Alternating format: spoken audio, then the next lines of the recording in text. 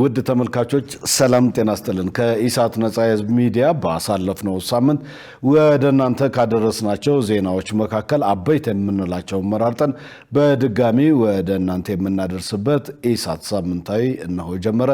ደረጀ ይልማ ነኝ። መንግስት ከነዳጅ ጋር ተያይዞ በሚፈጠሩ ህገወጥ ተግባራት ላይ የሚያደርገው ቁጥጥር የላላ ነው የተባለው ባሳለፍነው ሳምንት ነበር። በተያያዘ በመካከለኛው ምስራቅ ያለው ጦርነት በኢትዮጵያ ላይ የሚያስከትለው ተጽዕኖ ከፍተኛ መሆኑ ተገልጿል። መሰረት ባዩ በመካከለኛው ምስራቅ ያለውን ነባራዊ ሁኔታ በሚመለከት የዓለም አቀፍ ግንኙነትና የዲፕሎማሲ ባለሙያው ጥላሁን ሊበን ከኢሳት ልዩ ዝግጅት ጋር ቆይታ አድርገዋል። ባለሙያው በቆይታቸው በርካታ ጉዳዮችን ያነሱ ሲሆን በመካከለኛው ምስራቅ ያለው ጦርነት በርካታ የዓለም ሀገራት ኢኮኖሚ የሚጎዳ ነው ብለዋል። በኢትዮጵያም ካለው ውስጣዊ ችግር ጋር ተዳምሮ ከፍተኛ ተጽዕኖ እንደሚያስከትል ገልጸው ነዳጅን ጨምሮ ሌሎች ምርቶች ከውጭ የምናስገባ መሆኑ ችግሩን የጎላ ያደርገዋል ይላሉ። ጦርነቱ ለሶስቱ ሀገራት ብቻ ሳይሆን የዓለም አቀፍን ኢኮኖሚ በከፍተኛ ሁኔታ የሚጎዳ ነው። በተለይም ደግሞ እንደኛ ሀገር የውስጣዊ ችግር ላለባቸው ሀገራት ችግሩ ከዚህም ያለፈ ነው። ነዳጅ ከውጭ ነው የምናስገባው፣ ማዳበሪያ ከውጭ ነው የምናስገባው። እጥረቱ እንዳለው ነው ሁኔታ ማለት የውጭ ምንዛሬ የሚያስፈልገው ከፍተኛ ውጭ ምንዛሬ ነው የሚኖረንና የምናወጣው ያንን ወጭ ለመሸፈን እንደኛ የራሳችን ችግር እንዳለበት የራሳችን ችግር መፍታት አልቻልንም። ጦርነት በነገራችን ላይ ጦርነት በነዳጅ ነው የምትዋጋው። እያንዳንዱ እንቅስቃሴ ነዳጅ አለ። ነዳጅ ከሌለ መንግስት ራሱ የመንግስት ሰርቫይቫል ራሱ አደጋ ውስጥ ነው የሚወርቀውና ለታጣቂዎችም ለመሳሰሉት እጅግ ከፍተኛ ፈተና ነው የሚገጥባቸው። ከዛ አንፃር ሌሎች ሀገራት አቅም ያላቸው ሀገራት ሪዘርቭ ነዳጅ ያስቀምጣሉ። እንደኛ ሀገር እንደ አፍሪካ መስታስበው የአቅም ጉዳይ አለ፣ የውጭ ምንዛሬ እጥረት አለ። ከዚህና በእነዚህና በመሳሰሉት ሪዘርቭ ላይ ኖራቸው ይችላል። ይሄ ከፍተኛ አደጋ ነው ለሀገር ሉዓላዊነትም። ሌሎች ሀገራት በቀላሉ ገብተው ብሔራዊ ኢንተረስታቸውን ወይም ናሽናል ኢንተረስታቸውን ለማሳካት እጅግ ጥሩ አጋጣሚ ስለሚሆን ለኢትዮጵያም ለቀጠናውም አደጋ ነው ብለን መውሰድ እንችላለን። መንግስት ጦርነቱን መደገፍም መቃወምም የለበትም ያሉት ባለሙያው ምክንያቱም በጦርነቱ ተሳታፊ ከሆኑ ሀገራት ጋር ያለንን ግንኙነትና የምናገኘውን ጥቅም ሊጎዳ እንደሚችል በውይይቱ ላይ ጠቁመዋል። ከነዳጅ ጋር ተያይዞ የሚፈጸሙ ህገወጥ ተግባራት ክትትል ከማድረግ አኳያ መንግስት የሚያደርገው ቁጥጥር የላላ መሆኑን ጠቁመዋል። እኛ ሀገር ደግሞ እንደሚታወቀው በቅርቡ መረጃ አለ። የነዳጅ ባለስልጣናቶች ነዳጅ እየቸበቸቡ የሀገርን የህዝብን ጥቅም አሳልፈው የግል ኪሳቸውን ሲሞሉ እንደነበረ በቁጥጥር የሚዋሉ እንዳለ አይተናል። ይሄ የሚያሳይ እንደ ሀገር መንግስት ላይ ያለውን ችግር በተግባር ነው የሚያሳየው። አሁን የሚችን አጋጣሚ በመጠቀም ነዳጅ እንኳን ቢኖር ይህን ነዳጅ የመሰወር አባዜዎች አሉ። በመንግስት በኩል የሚወሰደው ክትትል እጅግ አናሳ በመሆኑ ለኢትዮጵያ ከሌሎች ሀገር በበለጠ በተለይም ለኢትዮጵያ ምን እንግዲህ እርስ በርስ ጦርነት ውስጥ ነው ያለነው። ኢኮኖሚያችን ተናክቷል። ሰላም የለም፣ ተዘዋውሮ መስራት የለም። ህዝባችን ላይ አሁን ያለው ችግር ተደምሮ ሌላ ደግሞ የነዳጅ እጥረት ምን እንደሚፈጥር ለሁሉ ሰው ግልጽ ነውና ይሄ ጦርነት በአሜሪካና በእስራኤል ኢራን ላይ የተከፈተው ጦርነት በንግግር የማይፈታ ከሆነ እንዳልኩ ችግሩ እጅግ የከፋና ሀገራትን ወደ መበታተን የሚሄድ አዝንባል ያለው ነው። ባለሙያው ከኢሳት ልዩ ዝግጅት ጋር ያደረጉትን ቆይታ ከዜና በኋላ እንድትከታተሉ እንጋብዛለን። በተያያዘ ዜና የነዳጅን የአቅርቦት ችግር ለመቅረፍ በህገ ወጦች ላይ ተገቢውን እርምጃ መውሰድ ይገባል የተባለውም በዚሁ ባሳለፍነው ሳምንት ነበረ። በሌላ በኩል የመካከለኛው ምስራቅ ጦርነት ማብቂያው የማይታወቅ በመሆኑ አስፈላጊውን አማራጭ በመጠቀም በኩል መንግስት የድርሻውን ሊወጣ ይገባል ሲሉ የዘርፉ ተንታኞች ተናግረዋል። ትዕግስት ተስፋዬ መቋጫውን ያጣው የመካከለኛው ምስራቅ ጦርነትን ተከትሎ የሆርሙዝ ሰርጥ በመዘጋቱ ሳቢያ የነዳጅ እጥረት ዓለም አቀፍ ችግር ሆኖ ባሳለፍነው ሳምንት ጠቅላይ ሚኒስትር አብይ አህመድ ለአስፈላጊ ነገር ካልሆነ በስተቀር ነዳጅ እንዲቆጠብ የሰጡትን መመሪያ ተከትሎ ከቁጠባ ባለፈ ሌሎች አማራጮችን በመውሰድ በኩል ምን ይጠበቃል ስንል የፖለቲካ ተንታኞችን አነጋግረናል። በአዲስ አበባ ዩኒቨርሲቲ የሰላምና ደህንነት መምህርና ተመራማሪው ዶክተር ሙሉጌታ በየነ በሰጡት ምላሽ ያለንን ሀብት በአግባቡ መጠቀምና የኤሌክትሪክ መኪኖችና የኤሌክትሪክ የህዝብ ማመላለሻ አውቶቡሶችን መጠቀም አላስፈላጊ ብክነትን ያስቀራል ይላሉ። ትልቁ ችግር ያለው እነዚህ ነዳጅና ለኤነርጂ የሚሆኑ ነገሮችን የሚያጓጉዙ አካባቢዎች ግጭት መኖሩ ነው። የኛም የንግድ ሂደቶቻችን እንደሚታወቁ ከመካከለኛ ምስራቅ ጋር በቀጥታ ከዚህ ከጋዝም ከነዚህ ከቤንዚን ጋር የተያዙ ነገሮች እዛ ጋር ስለሚሆኑ እሱን ያልመደረጉ ትክክለኛም ነው ተገቢም ነው የሚሆነው። ስለዚህ አደጋ ከመከሰቱ በፊት በተለይም ያለንን ሀብቶች ሪሶርስ ምን እናደርጋለን ዋይዝሊ በሆነ መልኩ ላይ በቁጠባ መጠቀም፣ አንዳንድ ደግሞ በፈረቃ ማድረግ፣ ጉዞዎችን ደግሞ በተቻለ መጠን የመግታት በጣም አስፈላጊ የማይሆኑ ከሆነ ሁለተኛው እንደ አጋጣሚ ልንጠቀም የምንችላቸው በርከት ያሉ ኤሌክትሪክ መኪናዎች ያላቸው ሰዎች የኤሌክትሪክ ባቡር፣ የኤሌክትሪክ አውቶቡሶችን የመጠቀም ሂደት እና ይሄ በማሲቭ ሆነን በጋራ ለምሳሌ ከዚህ በፊት አንድ ቤተሰብ 3-4 መኪና ይዞ ይወጣ ከነበረ አንድ መኪና ይዞ ማውጣት በዛ መልኩ ያሉንን የነዳጅ ሀብቶች እጃችን ላይ ያለው ምክንያቱም በዛፋችን ማውጣት አውጥተን ወደፊት ወደዛ እስኪንደርስ ድረስ ባለው ሁኔታ ቆጥቦ የመጠቀም ነገር አንድ ቤተሰብ በጋራ ትራንስፖርቶችን መጠቀም፣ ሁለተኛው ብክነት ማስወገድ። አክለውም ከነዳጅ ማደያ ውጪ ነዳጅ በሚሸጡ ህገወጦች ላይ የተጠናከረ ቁጥጥር ማድረግ ይገባል ብለዋል። ከሁሉ በላይ ከነዳጅ ማደያ ውጪ የሚሸጡ ነዳጆችን በአግባቡ መጠቀም የዜጎቻችንን ኢኮኖሚ ጦርነቱ ነክቶን እንዳያልፍ በሱ አካባቢ ላይ የመተባበር በክልሎችና በከተማ አስተዳደሮች የሚጠበቅባቸውን ሁሉ ማድረግ፣ ቁጥጥር ማድረግ፣ የጸጥታ አካላቶች የሚገቡባቸውና የሚወጡባቸውን አካባቢ ላይ ጠንክር የጸጥታ ሁኔታ ማጠናከር። የፖለቲካ ተንታኙ አበበ አካሉ ደግሞ ነዳጅ የሚያባክኑትን ነገሮች መዝጋት፣ በህገወጥ የነዳጅ አስተላላፊ ግለሰቦች ላይ ደግሞ የተጠናከረ እርምጃ መውሰድ ከመንግስት ይጠበቃል ይላሉ። ይህ የሚቀጥል ከሆነ ሌሎች አማራጮችን መጠቀም ተገቢ ነው የሚሆነው። በተለይ ኤሌክትሪክ መኪናዎችን ማብዛት፣ የኤሌክትሪክ ሞተሮችን፣ ብስክሌት አጠቃቀምን ኦልሞስት ይሄን ወደፊት ማስለመድ ነው። ምክንያቱም ነዳጅ በሌላት ሀገር አይደለም ነዳጅ ወደብ በሌላት ሀገር የነዳጅ ጥገኛ ሆኖ ረጅም መንገድ መሄድ በጣም ከባድ ነው የሚሆነው። ከዚህ አንጻር አሁን ያለው አቅርቦት በጣም ከባድ ነው። የለም ነዳጅ የተዘዋወረ አይደለም። በተለይም የዚህ የሆርሙዝ ሰርጥን ከዘጋች በኋላ ኢራን ምን ያክል ዓለማችን ችግር ውስጥ እንደገባች እያየን ያለ ነው። ከዚህ በዘለለ ግን እንደው አትሊስት ለመጠባበቂያም ተብሎ የተወሰነ ነገር የሚገኝበትን ሜካኒዝም ከሌላውም ዓለም ላይ መፈለግ ያስፈልጋል። እንግዲህ መንግስት ተኝቶ የሚያድር አይመስለኝም። የትግራይ ጊዜያዊ አስተዳደር ከፌዴራል መንግስት ጋር ያለው ግንኙነት ሊቋረጥ ይችላል ሲሉ ባለሙያዎች የገለጹትም በዚሁ ባሳለፍነው ሳምንት ነበረ። በተያያዘ ህወሓት በአሁኑ ወቅት ጊዜያዊ አስተዳደሩን መቆጣጠሩ ለትግራይ ክልል ህዝብ ችግር ይዞ የሚመጣ እንደሆነና ህጋዊ እርምጃ ሊወሰድ እንደሚገባ የፖለቲካ ተንታኝና የህግ ባለሙያዎች ተናግረዋል። መሳይ ገዛኸኝ ህጋዊ ሰውነት የሌለው የክልል የፖለቲካ ፓርቲ ትግራይን ዳግም ወደ ጦርነት ለመመለስ ጥረት እያደረገ እንደሆነ መረጃዎች ያመላክታሉ ሲሉ ባለሙያዎች ይናገራሉ። በፌዴራል መንግስት በኩል በህወሓት ላይ ሊወሰድ የሚገባው ህጋዊ እርምጃና ክልሉን ወደ ተረጋጋ ሰላም ለመመለስ የሚደረገው ጥረት እንደዘገየ የክልሉ ነዋሪዎች ብሎም የዘርፉ ባለሙያዎች ይገልጻሉ። ይህንን ተከትሎ እኛም እንዲሁ ገደብ ያለፉ ድርጊቶች ሲኖሩ የፌዴራል መንግስት በምን መልኩ እርምጃ ሊወስድ ይገባል ስንል የህግ ባለሙያ አነጋግረናል። የህግ ባለሙያው ጥጋቡ ደሳለኝ የሚከተለውን ምላሽ ሰጠውናል። በኢፌዴሪ ህገ መንግስት አንቀጽ 51 ንዑስ አንቀጽ 6 ላይ በግልጽ እንደተመለከተው ማናቸውም የሀገሪቱን ወይም የብሔራዊ የመከላከያና ጸጥታ የደህንነት ጉዳዮችን ስርዓት የሚያስይዘው የሚመራው የሚከታተለው ፌዴራል መንግስቱ እንደሆነ በህገ መንግስቱ አንቀጽ 51 ንዑስ አንቀጽ 6 ላይ በግልጽ ተመላክቷል። ስለዚህ ህወሓት ትጥቅ አልፈታም ቢል ወይም እዛ አካባቢ ጸጥታና የግጭት ስጋት አለ ብሎ መንግስት ካመነ ህወሓትን ትጥቅ እንዲፈታ በክልሉ ጸጥታና በፌዴራል መንግስት የጸጥታ አካል በጣምራ እንዲተዳደር በሂደት ደግሞ አስቻይ ሁኔታ ሲፈጠር ለክልሉ መንግስት ማስረከብ የሚቻልበት ሁኔታ አለ። ስለዚህ እኔ በፌዴራል መንግስት በኩል ህገ መንግስታዊ ተልእኮውን ተወጥተዋል የሚል እምነት የለኝም ህወሓትን በተመለከተ። በሌላ በኩል በትግራይ ክልል ውስጥ በህወሓት ቡድን እየተካሄደ ያለው ድርጊት በፖለቲካ በምን መልኩ እንደሚታይ የፖለቲካ ሳይንስ ባለሙያዎችን አነጋግረናል። በጉዳዩ ላይ ያነጋገርናቸው በአዲስ አበባ ዩኒቨርሲቲ የሰላምና ደህንነት መምህርና ተመራማሪ ዶክተር ሙሉጌታ አየለ የህወሓት ድርጊት ጥሩ አይነት ልምምድ እንዳልሆነ ሲገልጹ፣ የፖለቲካ ተንታኙ ደየሞ ዳሌ ደግሞ ከጦርነት ባለፈ ለትግራይ ህዝብ ከፍተኛ ችግር ያስከትላል ይላሉ።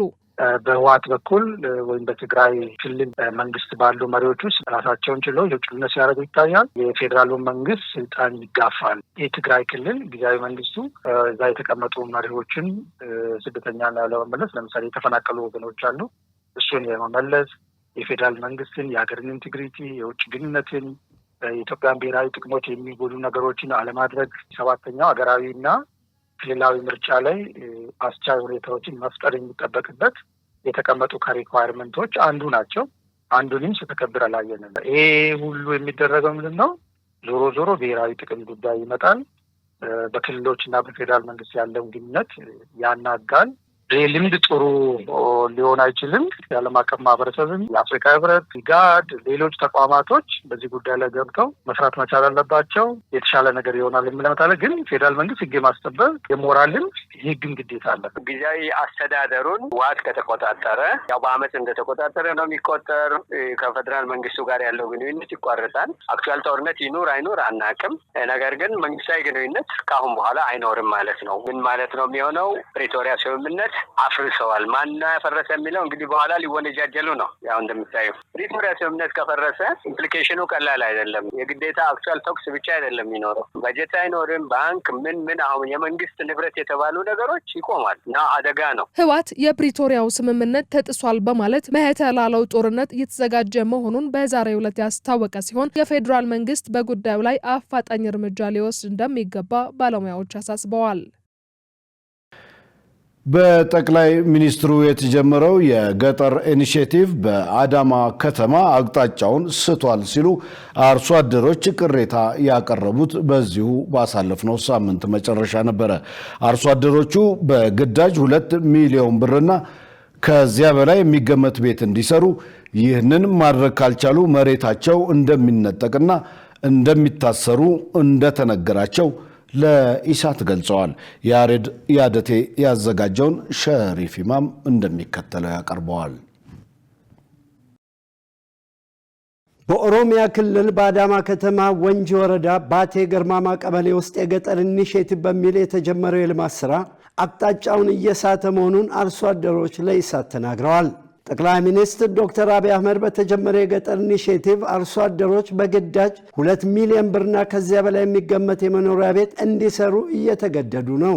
አቅሙ የሌላቸው አርሶ አደሮች መሬታቸውን እየተነጠቁና እየታሰሩ መሆናቸውን አርሶ አደሮቹ ለኢሳት ገልጸዋል። በችግር ላይ ነን ያሉት አርሶ አደሮች ይህንን የሚያደርጉ በመንግስት መዋቅር ውስጥ ያሉ በመሆናቸው ጠቅላይ ሚኒስትሩ ከዚህ ችግር ይታደጉን ሲሉ ጠይቀዋል። ማንሳን ይጃራ ጃመና ሚሊዮን ለማማ ሚሊዮን የአዳማ ከተማ የባቴ ገርማማ ነዋሪ ነኝ። መንግስት በሰጠው አቅጣጫ መሰረት የገጠር ኮሪደር የአርሶ አደሩን የአኗኗር ዘይቤ እንዲቀይር ነበር። ይሁን እንጂ በዞናችን በግዳጅ 2 ሚሊዮን እና ከዛ በላይ የሚያወጣ ቤት ስሩ ብሎ አርሶ አደሩን በሬዎቹን እያሸጠ ነው። 2 እና ከዛ በላይ በሬ የሸጠ አለ።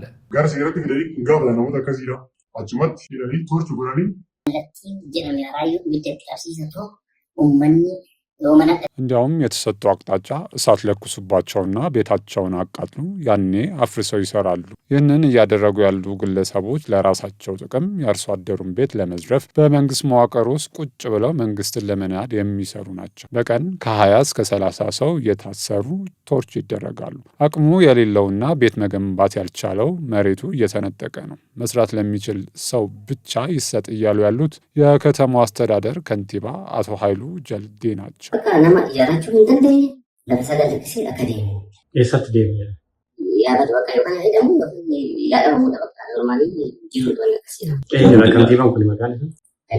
የአዳማ ከተማ ወንጂ ወረዳ ባቴ ገርማማ ቀበሌ ነዋሪዎች እየተፈጸመ ባለው ድርጊት ማዘናቸውና ተስፋ መቁረጣቸውን በመግለጽ በአዳማ ከተማ መዋቅር ውስጥ ባሉ አጥፊዎች ላይ እርምጃ እንዲወሰድ የጠቅላይ ሚኒስትሩን ስም በመጥቀስ ተማጽነዋል። ሞዙማን ለገው ጫሳ መጋዳ አዳማ ረጅ ጫሳ ሀቱ ጫሳ ይሰኩሱፍ ደማ ጅሩጋን የመንግስት አካል መፍትሄ መስጠት የሚችል እንዲሁም ክቡር ጠቅላይ ሚኒስትር ዶክተር አብይ አህመድ እንዴት በደማችንና በአጥንታችን የመሰረትነው መንግስት ውስጥ ቁጭ ያሉ ሌቦች እያሰቃዩን እንደሆነ በቦታው ወርደው ችግራችንን ይፍቱልን። ጠቅላይ ሚኒስትራችን በአዳማ ከተማ ያለው የሌባ መዋቅር እርሱን ለመጣል እየሰሩ በመሆኑ እርምጃ መወሰድ አለበት። እኛ በበኩላችን ተስፋ ቆርጠናል። አላማቸው ጫካ እንድንገባ ነው። እኛ ግን መቼም አናደርገውም። ሂዱ፣ ግቡ፣ የለመዳችሁት ነው ጫካ መግባት ብለው እያሸማቀቁን ነው። nusu diigatti diigee nuti itti dabee safidi abdii irraa qabna mootummaa kana gargaaraa jira. Madaabara baafii madaabaraa seeti walaqee akkasumas waan madaabara ijaaran caalle mana miliyoona sadii ijaarachuu hin dandeenye. Kanaafuu mootummaan keenya mootummaa jijjiirama akka sagalee nuuf ta'u kabajaa nagaatu. መንግስት የሰጠው አቅጣጫ ሙሉ በሙሉ ወደ አዳማ ከተማ ሲወርድ ተሽሯል። 5 ኩንታል ምርት የሚያገኝን አርሶ አደር እንዴት ከ2 እስከ 3 ሚሊዮን ብር የሚገመቱ ቤት ስራ ተብሎ ይሰቃያል። በመሆኑም መንግስታችን የለውጥ መንግስት ድምጾችን ሰምቶ እልባት እንዲሰጠን እንጠይቃለን። ቅሬታ አቅራቢዎቹ አክለውም በመንግስት መዋቅር ውስጥ ያሉ እነዚህ አጥፊዎች አርሶ አደሩን ከማፈናቀል ባለፈ የመንግስትን መልካም ተግባራትና ገጽታ እያበላሹ መሆናቸውንም ተናግረዋል። ካና ኬሰት ሞ እሜጂ ሞቱማ በሌሰ ጅሩ አማ ፈቀኛ በጀልፋን ሞቱማ ቀበቴ ጎናሙላ ሰዎቹ ሙስና እየተቀበሉ የአርሶ አደሩን መሬት ነጥቀው ለዘመዶቻቸውና ለጓደኞቻቸው እየሸጡብን ነው። ይህ ደግሞ እየሆነ ያለው በቀበሌው አመራሮች፣ የወረዳው አመራር፣ የፖለቲካ አደረጃጀት ኃላፊ አፈ ጉባኤው ከከንቲባው አቶ ኃይሉ ጀልዴ ጋር በመነጋገር ነው። ይህ ድርጊታቸው እኛ መንግስትን ጠልተን ወደ ጫካ እንድንገባ የመንግስትን ስም የማጠልሸት አገርን ለማፍረስ እየሰሩ ያሉ የመንግስት መዋቅር ውስጥ የተሰገሰጉ ሌቦች ስለሆኑ መንግስት በአፋጣኝ ይድረስልን። yookaan immoo firasaa yaameen bakka san qubachiisa. Yeroo qubachiisu kana ammoo ammas namtichi sun ofii hin jira. Harka qalleeyyii keessa gala ammas hin deebi'eetu. If ammoo harka qalleeyyii keessa obboleessi isaa galu maal ta'a haadholeen keenya kan harka qalleeyyii ta'anaaf warratti ijaaramee kan jedhudha. ኢሳት ነጻ የህዝብ ሚዲያ በአዳማ ከተማና አካባቢ የሚፈጸሙ የመልካም አስተዳደርና የሙስና የጸጥታ ችግሮች እንዲታረሙ ቢያጋልጥም ክልሉም ሆነ የከተማ አስተዳደሩ እርምጃ ሲወስዱ አይታይም። የከተማ አስተዳደሩ ይህን ጉዳይ በስልክ በአጭር የጽሑፍ መልእክትና በደብዳቤ ጭምር እንዲያብራራ ሲጠየቅ ጉዳዩ ሙሉ በሙሉ ያልተፈጸመ ነው ሲልም አስተባብሏል። ወደፊት ማብራሪያ ወይም ምላሽ ለመስጠት ከፈቀዱ ኢሳት ነጻ የህዝብ ሚዲያ ለማስተናገድ ዝግጁ ነው። መንግስት የትግራይ ህዝብ በምርጫ እንዲሳተፍና እንዲመርጥ ማድረግ ይኖርበታል የተባለውም በዚሁ ባሳለፍነው ሳምንት መጨረሻ ነው። በተያያዘ የፌዴራል መንግስት የክልሉን ሰላም ከሚያውኩ ኃይሎች ጋርም ቢሆን በመነጋገር ህግን ማስከበርና ሰላምን ማስፈን ይጠበቅበታል ሲሉ በክልሉ የሚንቀሳቀሱ የፖለቲካ ፓርቲዎች ገልጸዋል። መሰረት ባዩ የኢትዮጵያ ብሔራዊ ምርጫ ቦርድ ለሰባተኛው ሀገራዊ ምርጫ የመራጮች ምዝገባ ከየካቲት 28 ጀምሮ እስከ መጋቢት 28 ቀን 2018 ዓ.ም እንደሚያካሄድ ገልጿል። ይሁን እንጂ እስካሁን ባለው ሁኔታ በትግራይ ክልል የመራጮች ምዝገባ አለመጀመሩ ታውቋል። ኢሳት በጉዳዩ ላይ በክልሉ የሚንቀሳቀሱ የፖለቲካ ፓርቲዎችን አነጋግሯል። የትንሳኤን ሰባ እንደርታ ፓርቲ ሊቀመንበር ከበደ አሰፋ በሰጡት ምላሽ ምርጫን በሚመለከት ቅድሚያ አስቻይ ሁኔታ መፍጠር እንደሚገባ ፓርቲያቸው ሲገልጽ መቆየቱን አንስተዋል። ምርጫው ለትግራይ ህዝብ የህልውና ጉዳይ ነው። ህዝቡ ባልመረጠው መንግስት መተዳደር የለበትም። ለዚህም መንግስት አስቻይ ሁኔታዎችን መፍጠር አለበት ብለዋል። አስቻይ ሁኔታ ፈጥሮ የትግራይ ህዝብ እንዲመርጥ ማድረግ አለበት የሚል ዝም ብሎ በቀላሉ የሚታይ ነገርም መሆን የለበትም። ይህ ህዝብ መንግስት የሌለው ህዝብ ሆኗል። የኢትዮጵያ መንግስት ደግሞ ይህንን ህዝብ ህገ መንግስታዊ መብቱን የማስከበር ግዴታ ብቻ ነው ያለው። ኢትዮጵያ አካል። ስለዚህ ኢትዮጵያን እየመራ ያለ መንግስት ደግሞ ይህንን ህገ መንግስታዊ መብቱን የማስከበር ግዴታ ነው ያለበት። ለሰላሙ ጠንቅ የሆነ ኃይሎች መነጋገር ካለበትም ተነጋግሮ ኃይል መጠቀም ካለበትም ኃይል ተጠቅሞ ስርዓት ማስያዝ የመንግስት ግዴታ ነው። እኛ እንደ ፖለቲካ ፓርቲ ለምርጫው ዝግጁ መሆን ብቻ ነው የሚጠበቅብን። ህዝቡም ለምርጫው ዝግጁ ነው። ነገር ግን ህዝቡ መመረጥ አለበት። የተፎካካሪ ፓርቲዎችም የመመረጥ መብታቸው የማስከበር ግዴታ ስልጣን ላይ ያለ የመንግስት አካል ይፈታል። የትግራይ ዲሞክራሲያዊ ፓርቲ ዋና ጸሐፊ ሙሉ ብርሃን ኃይሌ በበኩላቸው የታጣቂዎች ጉዳይ ልባት ካላገኘ በክልሉ የተሳካ ተግባር ማከናወን አይቻልም ብለዋል። በመሆኑም ቅድሚያ በክልሉ መደበኛ የጸጥታ መዋቅር መዘርጋትና ሌሎች ተግባራትን ማከናወን እንደሚገባ ገልጸው ፓርቲያቸው በምርጫው ለመሳተፍ ዝግጁ መሆኑን ጠቁመዋል። እዛ ያለ ታጣቂ ኃይል አንድ ነገር ካልሆነ የተሳካ ነገር ማድረግ አይቻልም። እንደሚታወቀው በህዝቡ ጥቅም ተቃራኒ የሄደ በሁኔታዎቹ ችግር እየፈጠረ ችግሮች እንዲወሳሰቡ ከማድረግ ውጪ ሌላ መፍትሄ ሊያመጣ አይችልም። መንግስት በዚህ ላይ ታጣቂ እዛ ያለው ህገወጥ ታጣቂ መበተን አለበት። ከዛ መደበኛ የሆነ የጸጥታ መዋቅር መዘርጋት፣ የመንግስት ተቋማት ስራ እንዲሰሩ ማድረግ፣ ከዛ ህዝቡ ሲረጋጋ ብዙ ችግሮች ነው ያሉ ክልሉ የተፈናቀለ ህዝብ አለ። እነሱ ለፖለቲካ ፍጆታ የሚያውሉት እንደገና አሁን ብዙ ስርዓት አልበኝነት አለ ክልሉ ላይ። እንደዛ ባለበት ምርጫ ለማድረግ ትንሽ አስቸጋሪ ነው የሚል እምነት ነው ያለው። ስለዚህ ምንድነው ሌላው የተረጋጋ አካባቢ ያለው ምርጫ ማድረግ ነው። ይሄን ደግሞ አሁን ቀጥለ ሄደ ምርጫው ተራዝሞ በክልሉ ቀጣይ ምርጫ የሚደረግበት ሁኔታ ማመቻቸት ነው። የትግራይ ህዝብ ባልመረጠው ኃይል መተዳደር የማይፈልግ በመሆኑ ምርጫ አካሂዶ መሪውን መምረጥ ይኖርበታል ሲሉ ፓርቲዎቹ አሳስበዋል። ውድ ተመልካቾች ኢሳት ሳምንታዊ እንደቀጠለ ነው። አሁን ደግሞ ወደ ውጭ ዘገባዎች አልፋለሁ። የሩዋንዳው ፕሬዝዳንት ፖል ካጋሜ መንግስታቸው የሃይማኖት ተቋማትን ያሳድዳል መባሉን ያስተባበሉት በዚሁ ባሳለፍነው ሳምንት መጨረሻ ነበረ።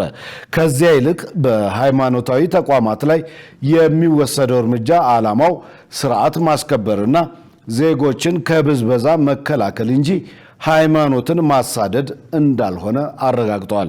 የዚህን ዜና ዝርዝር ይዘናል። መሳይ ገዛኝ እንደሚከተለው ታቀርበዋለች። ፕሬዝዳንት ካጋሜ በኪጋሊ ቢኬ አሬና በሺዎች ከሚቆጠሩ የሩዋንዳ ሙስሊም ማህበረሰብ አባላት ጋር ባደረጉት ውይይት አንዳንድ ግለሰቦች ሃይማኖትና አብያተ ክርስቲያንን ለግል ጥቅማቸው እንደ መሸሸጊያ እንደሚጠቀሙባቸውና ይህም በመንግስት ዘንድ ተቀባይነት እንደሌለው አስገንዝበዋል። በፕሬዝዳንቱ ይፋዊ የኤክስ ገጽ ላይ በተሰራጨ የቪዲዮ ምስል አንድ ሰው በሃይማኖት ወይንም በቤተ ክርስቲያን ስም ተሸሽጎ የራሱን ጥቅም ብቻ ሲያስከብርና ሌሎችን የሚዘርፍበት ተቋም ሲመሰረት ይታያል ብለዋል። አክለውም ማንም ሰው ያሻውን ነገር እንደፈለገው ሊተክል አይችልም። በመንገድ ላይ እንቅፋት ደቅኖ ሰዎችን እንደማስቆም ያልሆነውን ነኝ ብሎ በመቅረብ የሰዎችን ንብረት መውሰድ ተገቢ አይደለም። ይህንንም ሀብት ካላመጣህ በዚያ አታልፍም ማለት በየትኛውም ሃይማኖት ውስጥ ሊከሰት አይገባም ነው ያሉት። ሩዋንዳ ባለፉት ጥቂት ዓመታት ውስጥ ተገቢ የስራ ፍቃድ የሌላቸው የደህንነት መስፈርቶች ያላሟሉ ወይንም የአካባቢ ጥበቃ ሕግ የጣሱ በርካታ አብያተ ክርስቲያናትና በሃይማኖት ላይ የተመሰረቱ ተቋማትን ዘግታለች። ሀገሪቱ በመኖሪያ አካባቢዎች የሚፈጠረውን ከፍተኛ ጫጫታ የሚገድብ ጥብቅ የአካባቢ ጥበቃና የድምጽ ብክለት ሕግ ያላት ሲሆን ይህም ሌሊቱን ሙሉ ከፍተኛ ድምጽ በማሰማት በሚጸልዩ አንዳንድ የጴንጤቆስጤ አብያተ ክርስቲያናት ላይ ተጽዕኖ አሳርፏል። ፕሬዝዳንቱ በሃይማኖታዊ ተቋማት ላይ የሚደረገው ቁጥጥር ሃይማኖትን እንደማሳደድ ሊተረጎም እንደማይገባ ገልጸው ይልቁንም ተቋማቱ ማህበረሰቡን በኃላፊነት እንዲያገለግሉ የሚያስችል ስርዓት የመዘርጋት ጉዳይ መሆኑን አስረድተዋል። ይህም ሃይማኖቶችን ወይንም አብያተ ክርስቲያናትን ከማሳደድ የተለየ እንደመሆኑ ነገሮችን በስርዓት መምራት ማሳደድ ተደርጎ ሊወሰድ አይገባም ብለዋል። ሃይማኖት መኖሩንና መኖር እንዳለበት ይህም ሰዎችን ለማስተማር ዜጎች ጋር ለመድረስና ለመርዳት መሆን አለበት። መደረግ ያለበትም ይሄ እንደሆነ አስረድተዋል። ዜጎች በሃይማኖት ሽፋን ለብዝበዛ መዳረጋቸውን አብዝተው በመናገር የሚታወቁት የሩዋንዳው መሪ ፖል ካጋሜ በሀገሪቱ በከፍተኛ ፍጥነት እየተስፋፉ መጥተዋል ያሏቸውን አብያተ ክርስቲያናት በሰላ ሂሳቸው ተችተዋል። ሰዎችን መዝረፍ፣ መተዳደሪያቸውን መንፈግ ወይንም ጥቂት ግለሰቦች እንዲበለጽጉ የሌሎችን ንብረት መውሰድ በፍጹም ተቀባይነት የለውም ሲሉ ካጋሜ በኤክስ ገጻቸው በድምጽ ያሰራጩት መልእክት ደምድሟል። እንደ ዶቼ ቬሌ ዘገባ ፖል ካጋሜ ባለፉት ዓመት እንደዚህ በአንድ ወር ብቻ ከ4000 በላይ አብያተ ክርስቲያናት የጤናና የደህንነት ደንቦች አላከበሩም በሚል መዝጋታቸውና አሁን በቅርቡ የተዘጉ አብያተ ክርስቲያናት ቁጥር 6000 መድረሱ አይዘነጋም። አሜሪካ የኢራንን የኃይል ጣቢያዎች ለመምታት የነበራትን እቅድ ለ10 ቀናት ማራዘሟን ያስታወቀችው በዚሁ ባሳለፍነው ሳምንት መጨረሻ ላይ ነበረ። በሌላ በኩል የእስራኤል መከላከያ ሚኒስትር በኢራን ላይ የሚፈጸመው ጥቃት ተጠናክሮ ይቀጥላል ሲል አስጠንቅቋል። ሸሪፍ ኢማም ተጨማሪ አለው።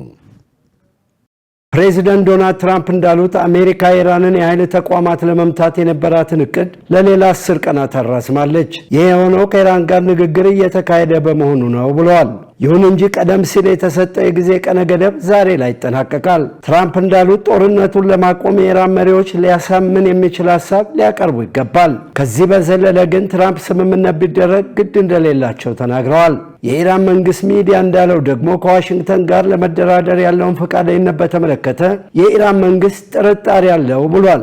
ይህ በእንዲህ እንዳለ የእስራኤል የመከላከያ ሚኒስትር ዓርብ ዕለት እንዳሉት እስራኤል በኢራን ላይ የምትፈጽመው ጥቃት ተጠናክሮና ተስፋፍቶ ይቀጥላል። የእስራኤል የመከላከያ ሚኒስትር እስራኤል ካትዝ እና ጠቅላይ ሚኒስትሩ ቤንያሚን ኔታንያሁ የኢራን መንግስት በእስራኤል ሲቪሎች ላይ የሚተኩሰው ሚሳኤል እንዲያቆም ጠይቀዋል። የእስራኤል ባለስልጣናት ማስጠንቀቂያቸውን ቢያቀርቡም ወደ እስራኤል የሚተኮሰው ሚሳኤልና ድሮን ቁጥር ግን ጨምሯል። ይህ በመሆኑ የእስራኤል ጦር በኢራን ላይ የሚፈጽመው ጥቃት ተጠናክሮ ይቀጥላል ተብሏል። ይህ ብቻ አይደለም ያሉት የመከላከያ ሚኒስትሩ ካትዝ ለኢራን መንግስት በመሳሪያና በመሳሰሉት እገዛ እያደረጉ ያሉና የእስራኤል ሕዝብ እንዲገደል የሚፈቅዱ ሁሉ የጥቃት ኢላማ ይሆናሉ፣ ለዚህ ጦርነትም ከፍተኛ ዋጋ ይከፍላሉ ብለዋል። በሌላ በኩል የኢራን የውጭ ጉዳይ ሚኒስትር አባስ አራጋቺ እንዳሉት ከ600 በላይ ትምህርት ቤቶች ወድመዋል። በጦርነቱ ከ1000 በላይ ተማሪዎችና መምህራን ተገድለዋል። አራጋቺ ዓርብ ዕለት በጄኔቫ በተካሄደ የሰብአዊ መብት ካውንስል ስብሰባ ላይ በቪዲዮ በተካሄደ ክርክር የወራሪዎች ድርጊት ከንግግራቸው ጋር አብሮ የሚሄድ ነው፣ ይህም የዘር ማጥፋት ወንጀል ለመፈጸም ያላቸውን ፍላጎት በግልጽ ያሳያል ብለዋል። ክርክሩ ያተኮረው ፌብሩዋሪ 28 ቀን በደቡባዊ የሚናብ ከተማ ላይ በሚገኝ የአንደኛ ደረጃ ትምህርት ቤት ላይ የተፈጸመውን ጥቃት በተመለከተ ነው። በጥቃቱ ከ165 በላይ ሰዎች ሲገደሉ አብዛኞቹ ሕፃናት ተማሪዎች እንደሆኑ የኢራን ሚዲያ ዘግቧል። ባለሙያዎች እንደሚሉት በትምህርት ቤቱ ላይ ፍንዳታው የተከሰተው በአሜሪካ የአየር ድብደባ እንደሆነ መረጃዎች ያሳያሉ። በሌላ ዜና በፊሊፒንስ ሰላማዊ ሰልፍ አድራጊዎች ወደ ጎዳና ወጥተው ነበር። ምክንያት ያሉት ደግሞ የነዳጅ ዋጋ መጨመር ነው። በነዳጅ እጦት በተፈጠረው የኃይል አቅርቦት ቀውስ ሳቢያ ፊሊፒንስ የመጀመሪያ አስቸኳይ ጊዜ አዋጅ ያወጀች ሀገርም አድርጓታል። ዜናውን ስናዘጋጅ ሲኤንኤንና አሶሺየትድ ፕሬስን በመረጃ ምንጭነት ተጠቅመናል። ውድ ተመልካቾች ከኢሳት ነጻ የህዝብ ሚዲያ ኢሳት ሳምንታዊ እስካሁን ነበር። ከዜናው ጋር ደረጀ ይልማ አብሬያችሁ ቆይቻለሁ። ከቀሪ የኢሳት ዝግጅቶች ጋር ሰናይ ጊዜ